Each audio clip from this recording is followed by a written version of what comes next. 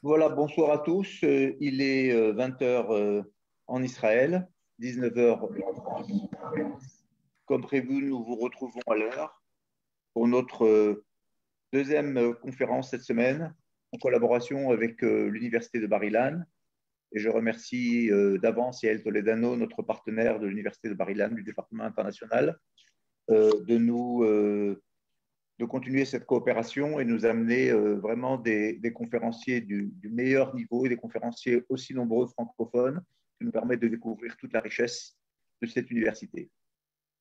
Ce soir, nous abordons un thème très intéressant, très original et très particulier. Et je remercie d'avance le professeur Galia Janoszewski, qui est elle-même la directrice du département de culture française de l'Université de Bar-Ilan, pour nous parler un petit peu de l'image d'Israël à travers les photographies et les guides touristiques. Je crois que pour les gens comme nous qui n'avons pas 20 ans, qui avons vécu quelques années, on se souvient que vraiment les premières images que nous avions d'Israël, c'était pas Facebook, c'était pas des films, c'était pas euh, forcément déjà des voyages, c'était à travers quelques petites images, quelques photographies, et parfois vraiment des petits guides qui existaient sur le début d'Israël. Je crois que c'est quelque part et un voyage probablement nostalgique et un voyage culturel qui va nous permettre de mieux comprendre cette relation avec Israël à travers ces supports, la photographie et les guides touristiques. Je remercie d'avance le professeur Galia Janoszewski. Vous pourrez évidemment nous envoyer vos questions sur le chat. Voilà, le département de l'Organisation sioniste mondiale, le département de la promotion de l'ALIA, avec Yasmine Manaim à Paris et moi-même à Jérusalem. Nous sommes heureux de continuer cette collaboration, cette coopération très fructueuse avec Yael Toledano de l'Université de Bar-Ilan, à qui je donne la parole maintenant. Merci beaucoup, Avi, et merci, Yasmine. Et je remercie également, bien sûr, l'Organisation sioniste mondiale en France de nous accueillir encore une fois et justement de donner la possibilité à nos professeurs francophones de parler, de présenter leurs projets de recherche. Donc, moi, je suis Yael Toledano. Je suis responsable des relations internationales à Bar-Ilan, à l'Université de Bar-Ilan. Je vais vous présenter très brièvement l'université avant d'introduire le professeur Galia Janoszewski. Et voilà, Bar-Ilan, qui est une très grande université dans le centre d'Israël. Nous avons 9 grandes facultés, dont la faculté de sciences juives. D'ailleurs, c'est la seule université en Israël et même dans le monde à avoir une faculté à soi de sciences juives. Nous avons une faculté de médecine qui se trouve à Tzfat, dans le nord du pays. Nous avons une faculté de sciences de vie, la faculté de sciences exactes, une faculté d'ingénierie qui est immense à Bar-Ilan, une faculté de sciences sociales, une nouvelle faculté d'éducation, une faculté de droit et la faculté dont fait partie le professeur Galia Janoszewski de sciences humaines. Voilà, donc je vais vous présenter un petit film qui va vous montrer en fait qu'est-ce que c'est Bar-Ilan. Vous allez voir notre symbole dans ce film, c'est le Bet Aleph, c'est Bar-Ilan, mais c'est aussi une forme de microscope avec un Sefer Torah attaché. Donc, c'est le symbole de Bar-Ilan, ça veut tout dire. Et je vais vous montrer là maintenant notre campus.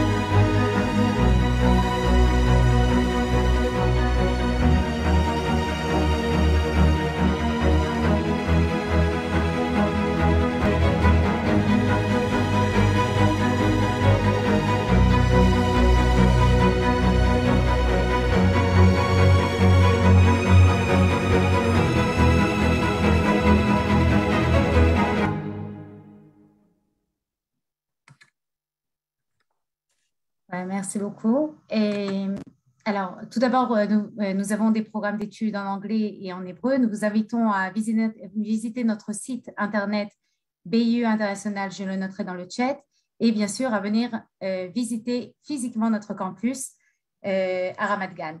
Voilà, donc maintenant je voudrais présenter professeur Galia Januszewski, qui est directrice du département de culture française à l'Université de Bar-Ilan.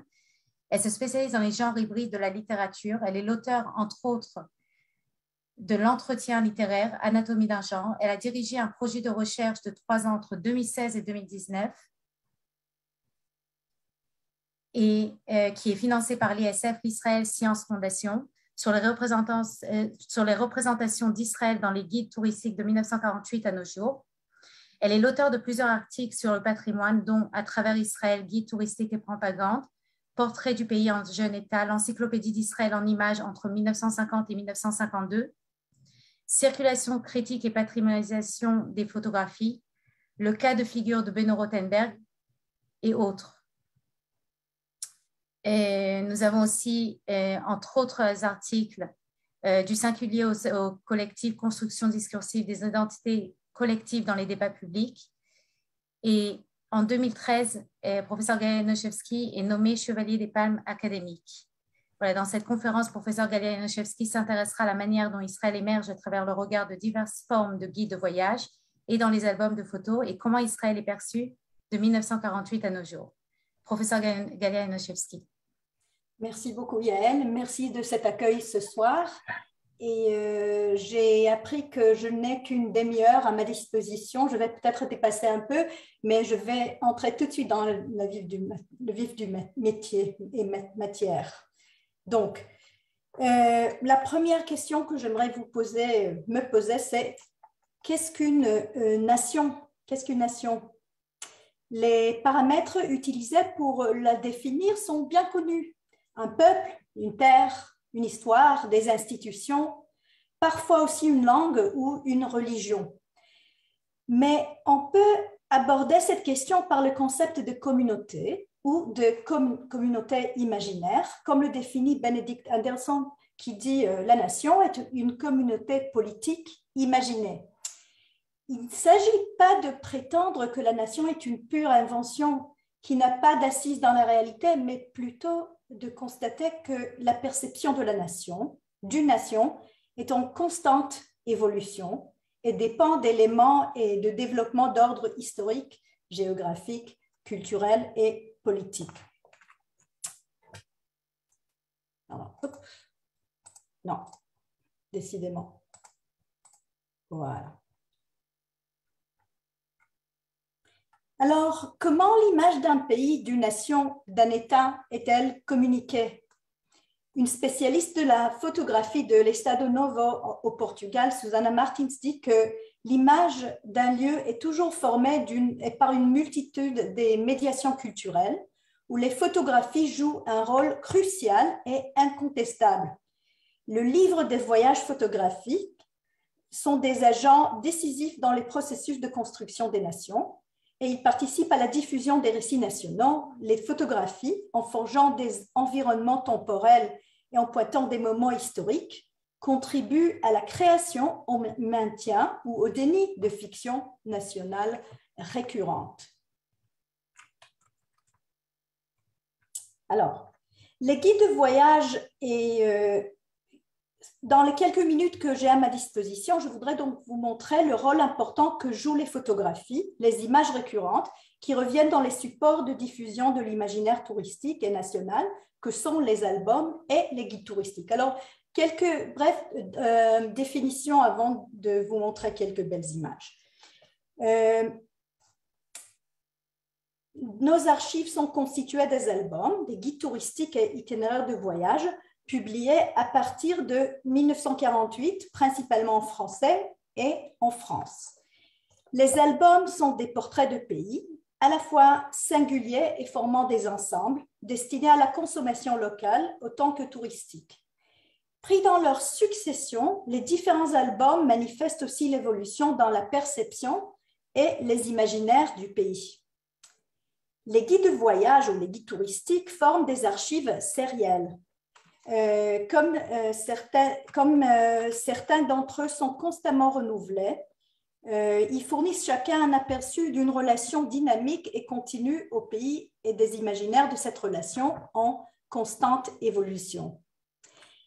Mis côte à côte, les albums et les guides touristiques manifestent l'évolution des imaginaires touristiques et nationales.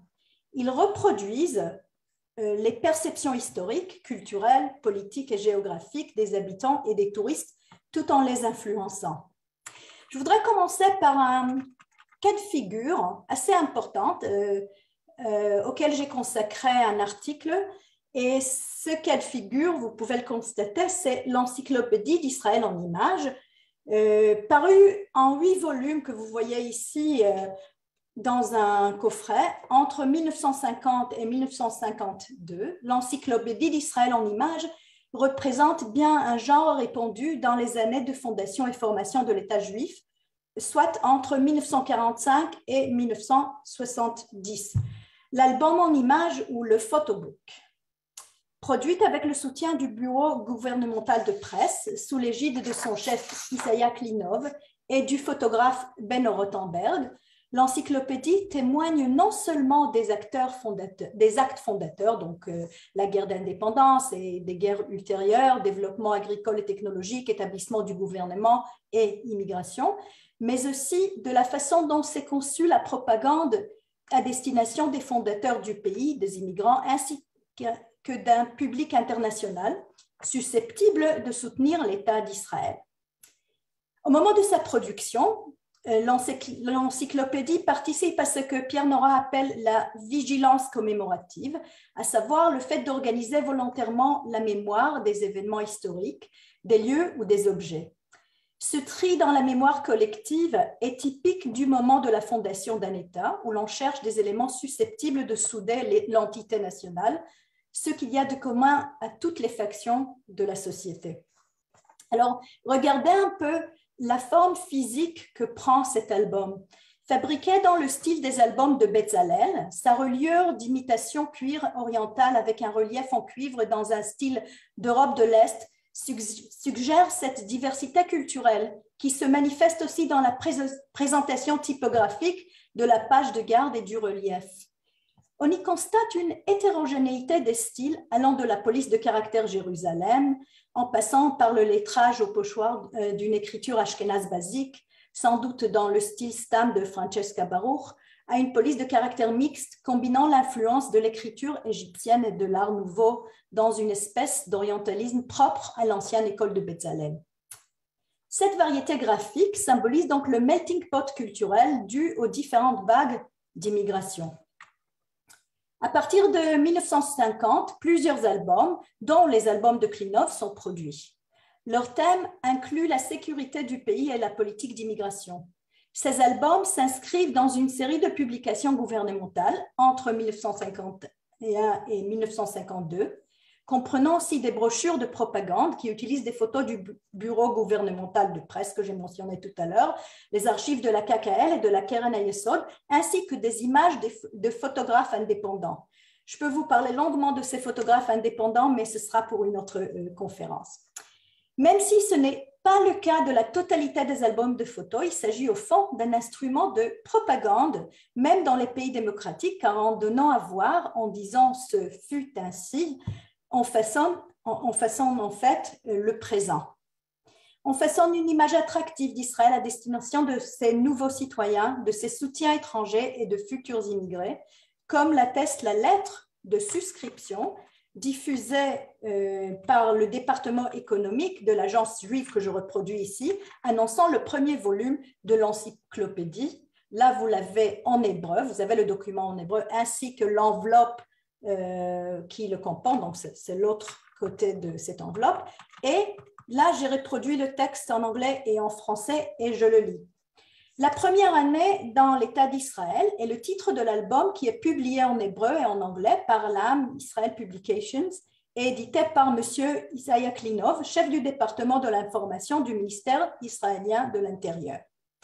Ce livre décrira, donc on est là en 1949, il parle au futur. Ce livre décrira par l'image l'histoire de l'année la plus glorieuse de l'histoire du peuple juif, une année au cours de laquelle les rêves et les aspirations de 50 générations des 2000 ans de la dispersion ont trouvé leur accomplissement. La bibliothèque de chaque foyer juif sera enrichie par l'acquisition de ce livre avec son récit vivant des événements de son année mémorable dans l'histoire juive. Compte tenu du caractère important de ce projet, notre institution a entrepris la diffusion à l'étranger de la première année dans l'État d'Israël selon les conditions suivantes. Et voici les conditions. Une édition spéciale limitée de luxe du livre que je n'ai jamais pu trouver, mais si vous l'avez sous la main, envoyez-le moi.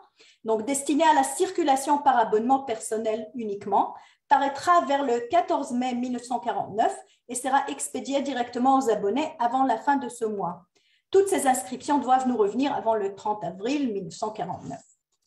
Une édition spéciale limitée de luxe du livre destinée à la circulation par abonnement personnel uniquement paraîtra vers le 14 mai, contenant 160 grandes pages en forme d'album. Le livre sera imprimé sur du papier chromé et richement relié.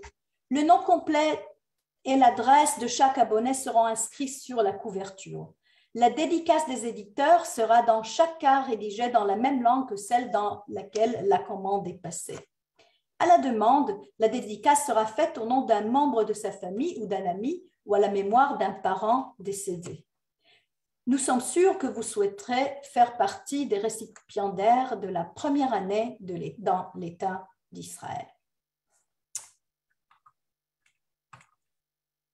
Or, les albums et les guides touristiques, rappelons-le, sont les produits de leur temps, chose éphémère. Un guide touristique devient vite obsolète, un objet sans valeur d'usage. Mis à part les éditions de luxe personnalisées, les albums non plus ne sont pas en eux-mêmes des objets de valeur ni de rareté.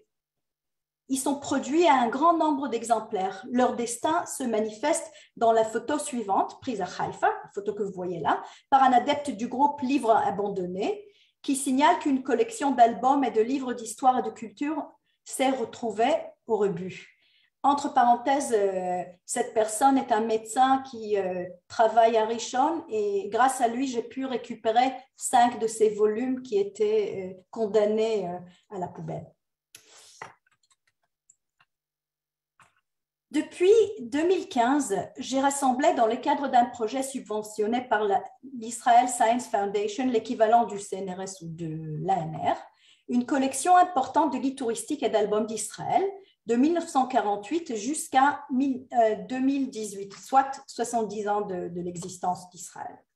J'ai pu en partager les résultats avec le public par une exposition dont vous voyez une image qui a eu lieu en février 2020 dans la galerie Liber à Bar-Ilan.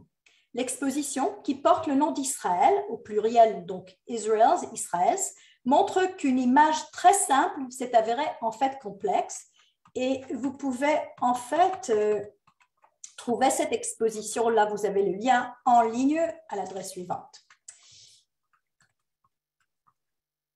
L'image phare de l'exposition est prise de la couverture du volume Israël, publié dans la fameuse collection Petite planète de Chris Marker aux éditions du Seuil.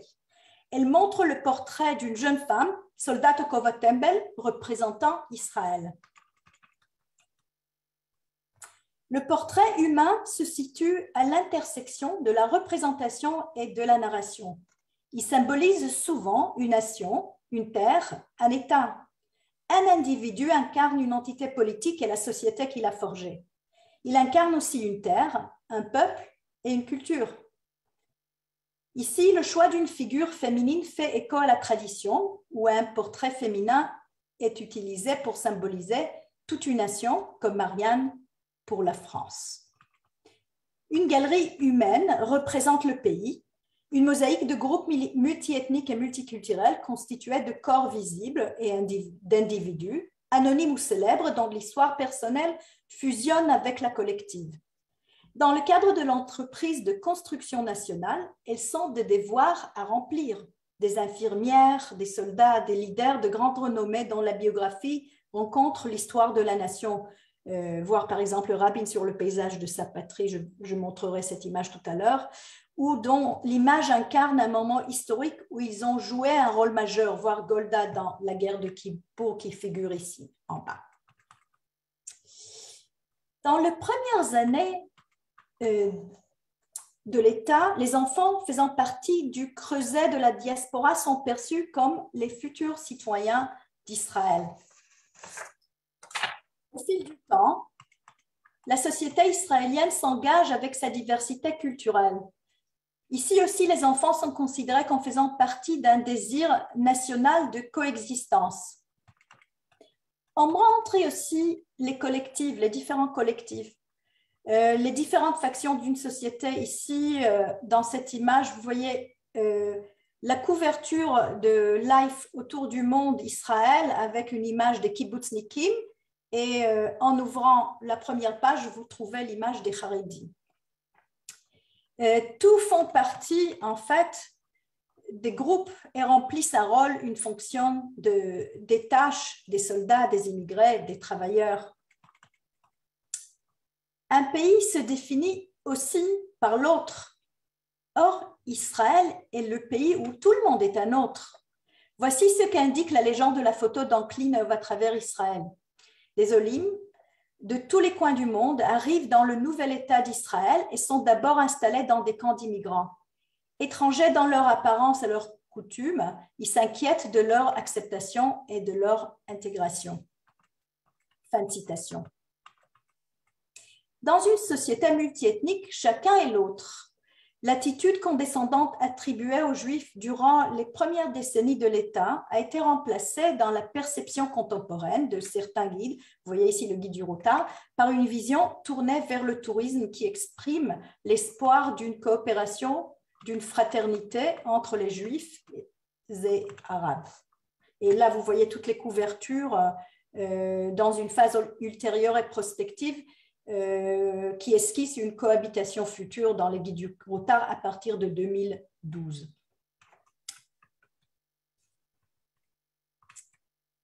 Le concept de la première dimension donc de la constitution de l'image du pays, vous avez bien vu, est donc celle du peuple et ses visages. La deuxième dimension que je voudrais partager avec vous aujourd'hui est liée à la terre. Le territoire est une stratégie politique et le produit d'une construction sociale. Ainsi, les noms d'une terre racontent son histoire. La terre que nous appelons maintenant Israël a de nombreuses dénominations que vous pouvez voir sur ces reliures, sur les couvertures des livres. Donc, de nombreuses dénominations qui racontent des histoires différentes. La Terre Sainte, Eretz, Moledet, Palestine. Le concept de patrie incarne la longue histoire de la terre et des ancêtres juifs qui est devenu l'État juif. C'est l'histoire des paysages l'histoire d'Yitzhak Rabin que j'ai mentionné tout à l'heure, qui, et je cite, « Depuis sa naissance à Jérusalem jusqu'au bureau du Premier ministre à Jérusalem, a largement reflété les expériences de nombreux citoyens israéliens nés dans l'Israël pré-étatique ou au cours de ses premières décennies. » La biographie de Rabin, c'est donc l'histoire du pays. Mais il y a d'autres dénominations encore, entre autres la Terre Sainte. Son nom défie le temps. Le touriste voyage dans le temps vers des paysages antiques au temps de la Bible et du christianisme primitif. Une autre manière encore de réserver à la représentation d'Israël et à sa nomination, c'est l'image satellite et sa légende qui encourage le lecteur à imaginer le royaume historique où les 12 tribus d'Israël se sont unies sous la dynastie du roi David. Après environ 2000 ans, le peuple juif est revenu dans la même zone géographique dont l'avenir a été forgé dans l'Holocauste. Et là, vous voyez en tout petit, donc la deuxième page suivante, cette page qui introduit une image de satellite d'Israël qui montre en fait des images issues de la Shoah qui disent pourquoi ce ghetto, voilà.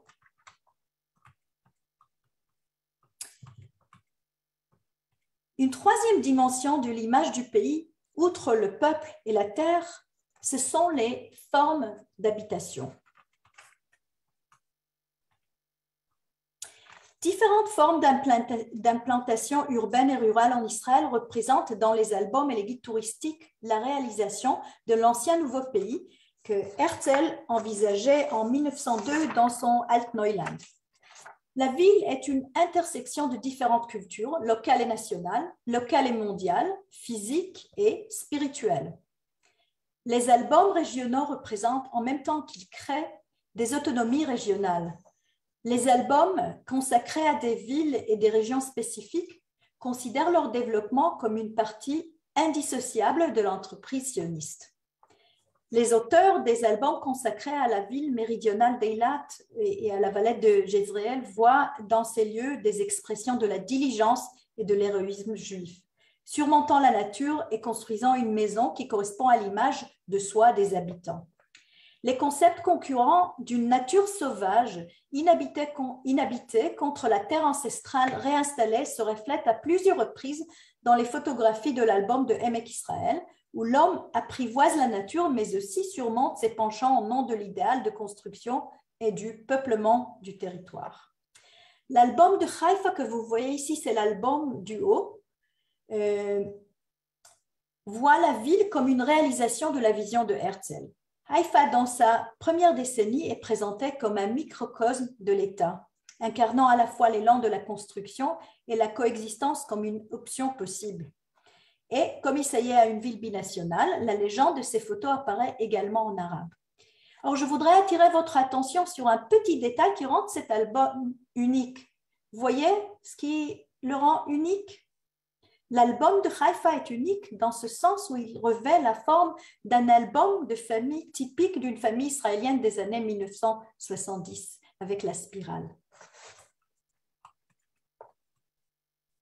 Le mont du Temple et le dôme du Rocher résument l'essence de la ville Jérusalem, réputée pour être ancienne sainte pour les trois religions monothéistes, mais aussi pour ses rivalités territoriales. La manière dont ces deux monuments sont représentés dans les guides touristiques reflète des conflits de propriété, mais aussi une tentative de les régler. Et avant 1967, la mosquée Al-Haram al-Sharif figurait dans un guide touristique jordanien. Dans les guides contemporains, l'infographie met en évidence la double revendication de propriété. C'est à la fois Al-Haram al-Sharif et le mont du Temple. Les photos contrastent avec le texte ou le corroborent. Le dôme est présenté comme un lieu de culte musulman, mais la légende explique que cette région est au carrefour de culture et d'empire. Le mur occidental éclipse le dôme doré sur la couverture du petit futet, mais dans les pages intérieures, le dôme est présenté comme un lieu de culte musulman et le mur occidental n'est pas inclus dans le cadre. Tel Aviv, juste en dessous, j'ai joué un peu avec la dimension spirituelle de Jérusalem au-dessus et puis Tel Aviv en dessous, est représentée comme métropole dynamique et libérale et confrontée aux tensions religieuses et autres très médiatisées de Jérusalem. Et là, et même déjà en 1950, on dit d'elle la chose suivante, et je cite d'ailleurs de l'album de Klinov, Tel Aviv est très culturelle, vibrante de gens et de machines, forgeant un nouveau style de vie juif et un nouvel idiome hébreu populaire. Hier et aujourd'hui, donc, Tel Aviv est une ville représentée comme non-stop, capitale de la gastronomie et de la mode et fief de la communauté gay. Pour les Juifs israéliens, le kibbutz représente la réalisation de la vision socialiste. Un enfant du kibbutz est destiné à avoir un avenir meilleur que ses parents et à être façonné à l'image du nouveau juif, un travailleur acharné qui peine pour le collectif pour des raisons idéologiques et économiques, mais aussi éthiques. Pour le touriste, le kibbutz est une attraction, une occasion de se confronter à l'expérience sioniste devenue synonyme de l'État d'Israël. Passé et présent sont liés par la continuité et le contraste. La continuité justifie le remembrement du territoire. Le nouveau remplace l'ancien, indiquant le progrès. Dans le fantasme des fondateurs, le vide d'hier deviendra l'immobilier demain. C'est l'image en bas, je ne sais pas si vous reconnaissez la plage d'Herzliya. Donc, le rêve des fondateurs devient une réalité d'immobilier aujourd'hui.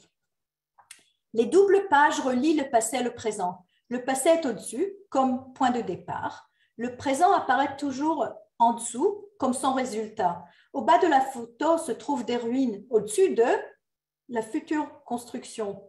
La fille portant la torche que vous voyez sur l'image relie les Maccabées aux soldats tombés lors de la guerre d'indépendance de 1948, créant ainsi un continuum entre le royaume juif hasmonéen qui a duré du IIe siècle avant notre ère jusqu'au 1er siècle de notre ère et le nouvel État d'Israël.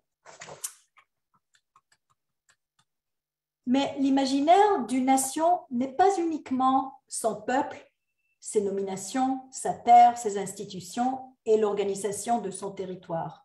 Ce sont aussi ces événements historiques, ces guerres. Les artisans de la victoire de la guerre de 6 jours sont applaudis sur cette image.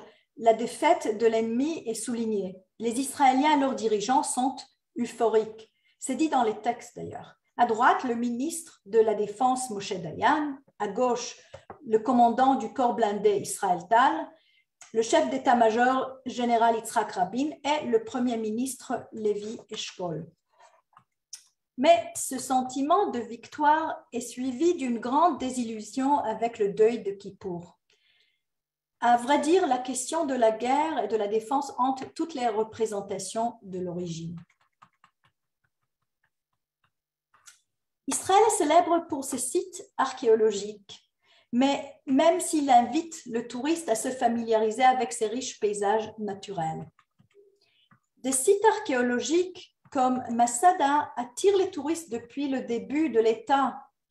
Cependant, la guerre de 6 jours a été suivie d'une vague de trekking, là vous voyez l'image à droite, et de randonnées dans les nouveaux territoires. Les Israéliens affluaient dans les régions inconnues et erraient dans les marchés des villes et villages occupés.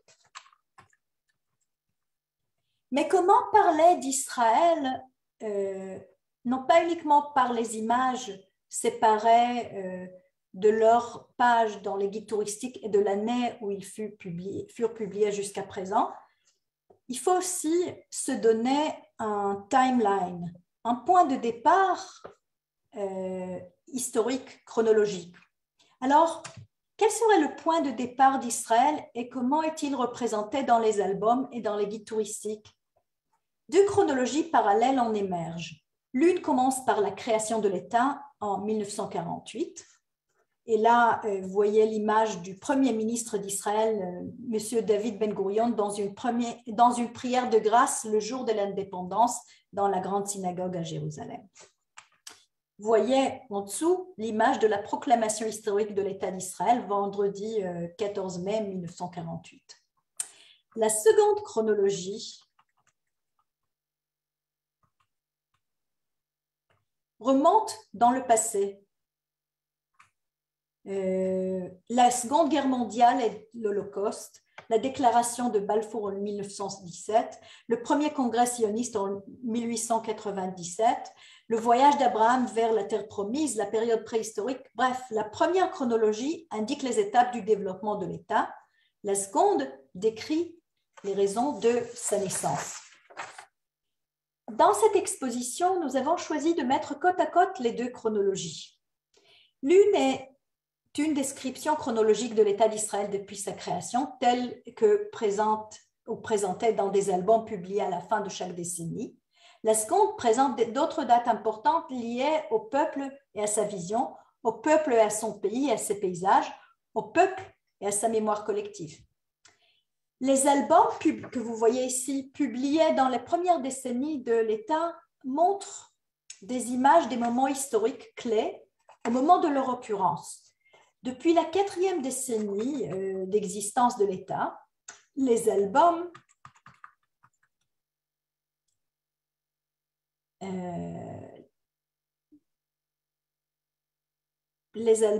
acquièrent une teinte nostalgique tout en reflétant les conflits intérieurs et extérieurs. Les albums qui ont été principalement publiés autour du 50e anniversaire d'Israël et du début du deuxième millénaire reflètent deux tendances. Celle de la tradition juive qui considère l'année du jubilé comme une année de libération, et celle de l'Occident où le début du deuxième millénaire est considéré comme une ère de rétrospection et d'anticipation de changements importants.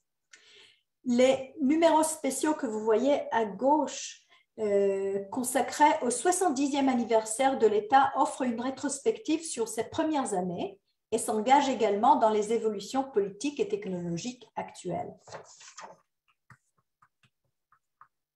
Mais les albums sont aussi des lieux où la mémoire privée, en l'occurrence la mienne, ressurgit, faisant d'eux des lieux de mémoire des individus qui composent la société. Voici alors quelques-uns de mes souvenirs personnels d'adolescente, j'ai grandi dans les années 70-80, tels qu'ils figurent dans les albums. Alors, ce que vous voyez ici, par ordre de droite à gauche, c'est le traité de paix entre Israël et l'Égypte, qui a été signé 16 mois après la visite du président égyptien Anwar Sadat en Israël en 1977, le 26 mars 1979. Vous voyez aussi, c'est la deuxième image, Gali Atari et Milk and Honey qui interprètent Alléluia au concours de l'Eurovision de la chanson de 1979 à Jérusalem. Et ce que vous voyez tout au fond, c'est l'équipe Maccabi Tel Aviv qui remporte la Coupe d'Europe de basketball à Belgrade. Begin et Sadat, une rencontre historique à Jérusalem aussi, c'est en haut. OK. Mais une recherche sur l'image, l'imaginaire d'Israël et une exposition sur ces images ne peut pas ignorer les cartes. La carte est un support visuel destiné à aider le touriste à se déplacer dans le pays qu'il souhaite visiter. La carte a également un rôle symbolique. Elle n'est pas seulement une représentation graphique d'un lieu, donc d'une topographie, mais par ses délinéations, elle y inscrit également des significations historiques, culturelles et politiques. La surface connue, identifiée sous le nom de territoire de l'État d'Israël, a connu de nombreux changements depuis la création de l'État. Ces frontières sont initialement déterminées dans la déclaration de l'ONU de 1947, mais elle est sujette à des modifications suite aux guerres, à l'occupation, mais aussi à la cession des territoires. Les dimensions historiques et culturelles de la carte expriment aussi dans sa représentation de l'organisation du territoire. Ainsi, les liens entre l'Israël d'aujourd'hui et son héritage biblique sont représentés sur la carte à travers les 12 tribus. Les pèlerins recevront la carte de la Terre Sainte identique à celle de l'État d'Israël, mais avec des légendes différentes qui pointent vers les sites sacrés du christianisme. La conception graphique de la carte reflète les tendances et les esthétiques actuelles. Les cartes sont parfois utilisées à des fins commerciales. Parfois, elle est spécialement conçue comme un souvenir commémorant des événements spécifiques, par exemple la fondation de l'État ou le millénaire. Et ce que vous voyez ici, de gauche à droite et du haut vers le bas, c'est d'abord Israël combattante, plan de guerre, automne 1949, envoyé par Yitzhak Shoshani, alias Rosenthal, de Kfar Saba, l'État d'Israël, à Madame Sukhov de Brooklyn, New York, le 24 septembre 1948. Ce que vous voyez à droite, c'est une carte souvenir d'Israël 2000 à la destination des touristes russes ou russophones qui visitent Israël et qui aimeraient revenir avec un souvenir. Ce que vous voyez à droite, c'est une carte touristique ou plusieurs cartes touristiques, si vous voulez, de Bank Leumi en plusieurs éditions des années 70. Et la légende au dos de la carte reflète l'inflation à travers les variations des taux de change de la monnaie locale. Au lieu de donner les taux de change, la carte dit, voilà, on ne peut pas vous dire combien le lira, ou le shekel à l'époque, je ne me souviens plus, c'est la lira, en vaut parce que ça change trop vite. À gauche, En bas, ce que vous voyez, c'est une feuille de route d'Israël, 1951-1952, publiée par Motor Map of Israel Publishing. La carte est un guide du réseau complexe de routes du nouvel État pour le conducteur local et le touriste. Et j'aimerais vous citer quelques lignes de cette carte. Cette carte dit la chose suivante. Cette carte a été préparée afin de répondre aux qualifications modifiées que l'automobile dans ce pays attend désormais de ses conducteurs.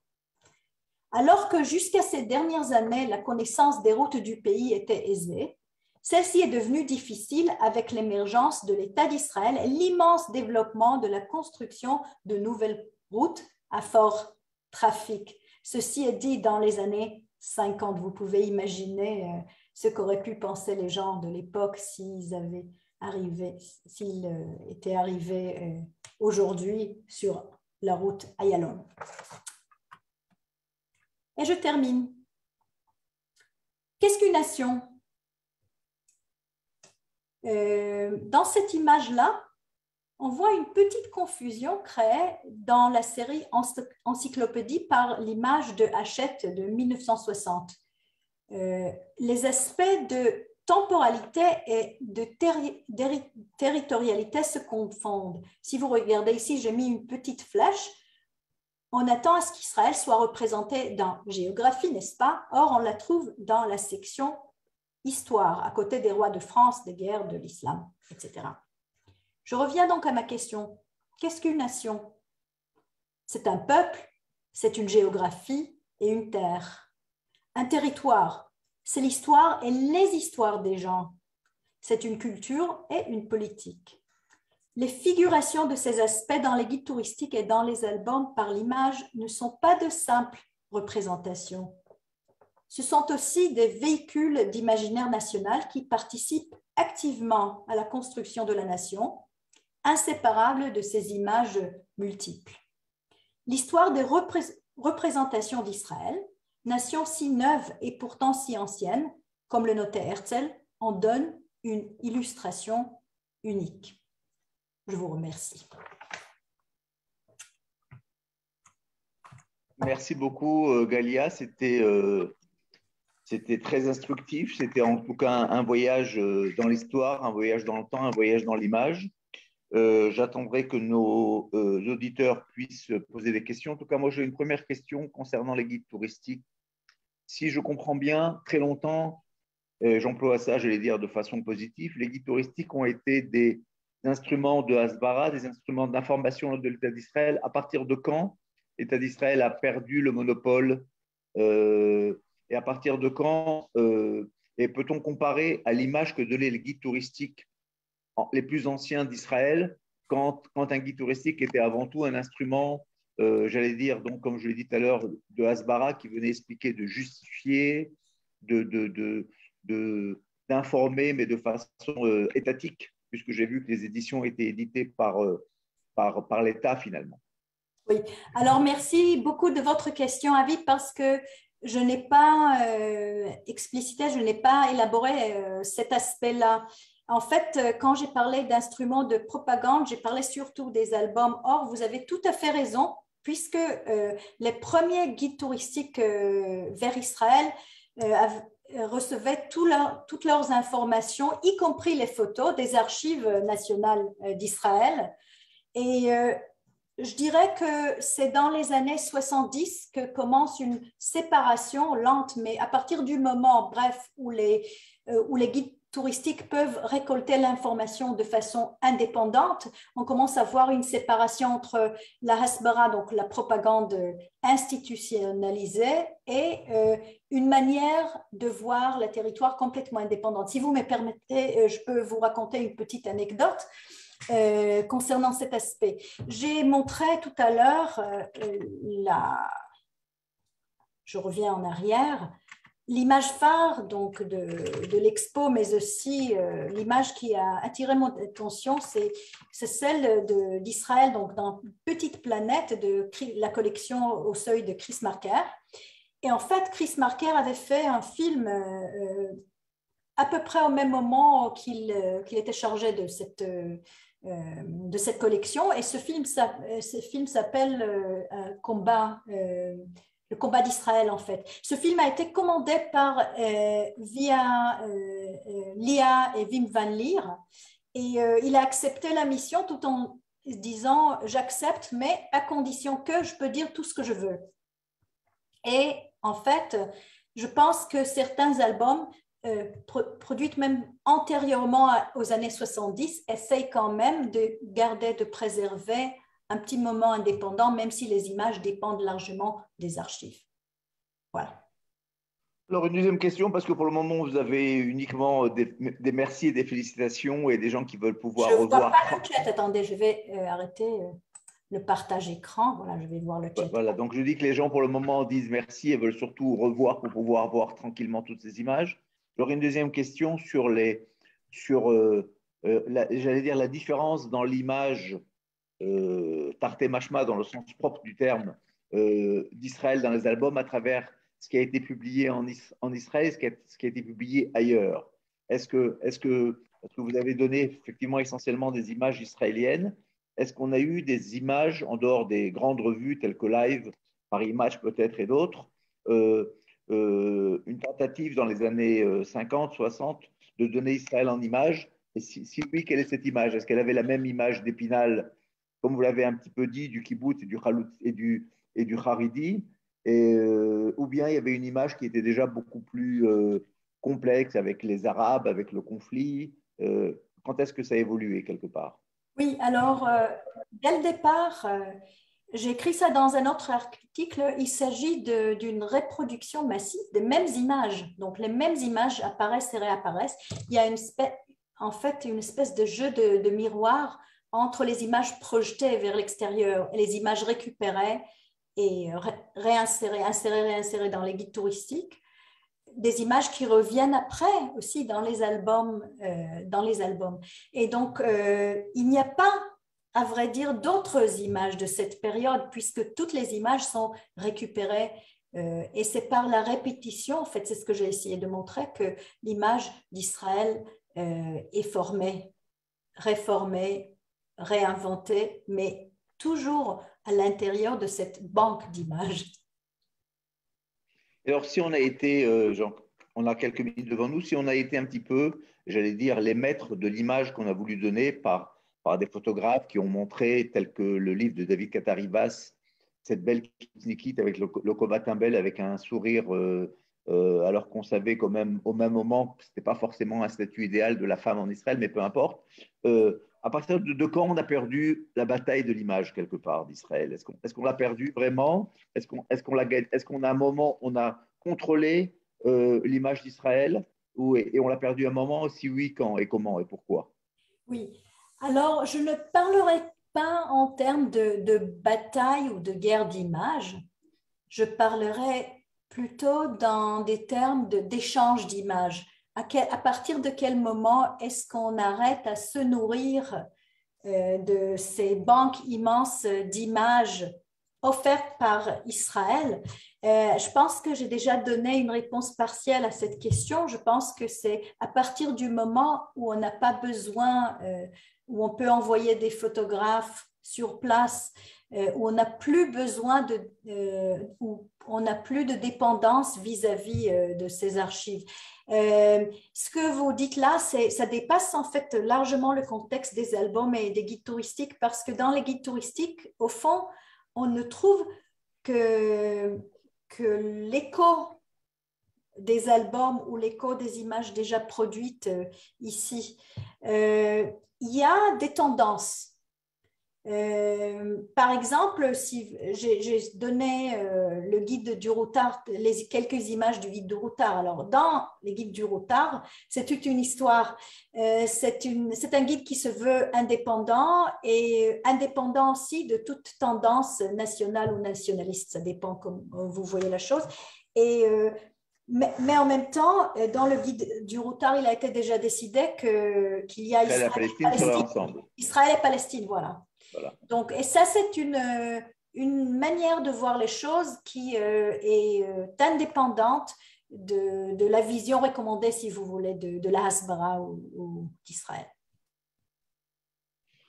Bien, je vous remercie. Je crois que vraiment, on a, en tout cas, de nombreux ont été les personnes qui veulent revoir euh, cet album quelque part et vos explications très riches. Vous allez pouvoir le retrouver sur notre bibliothèque vidéo de l'Organisation sioniste mondiale en français, sur la languette vidéo ainsi que toutes les autres conférences que nous vous donnons tout au long de ces semaines. Je remercie le professeur Galia Janoszewski. Je remercie évidemment Yael Toledano de l'Université de Bar-Ilan. Et j'espère qu'on va pouvoir encore s'enrichir de toutes vos recherches aussi importantes. Évidemment, je vous invite, parce que maintenant les frontières sont enfin ouvertes, à venir nous voir en Israël et à pouvoir découvrir, comme certains l'ont dit, ce nouvel Israël, cette nouvelle conception de l'enseignement et ce corps professoral aussi très francophone que nous découvrons chaque semaine un peu plus. Merci à Yasmine, merci à vous tous. Shavua Tov de Jérusalem. Kol Tov. Merci beaucoup. Merci. Merci Yael, merci Galia. Merci. Shavua Tov. Shavua Tov.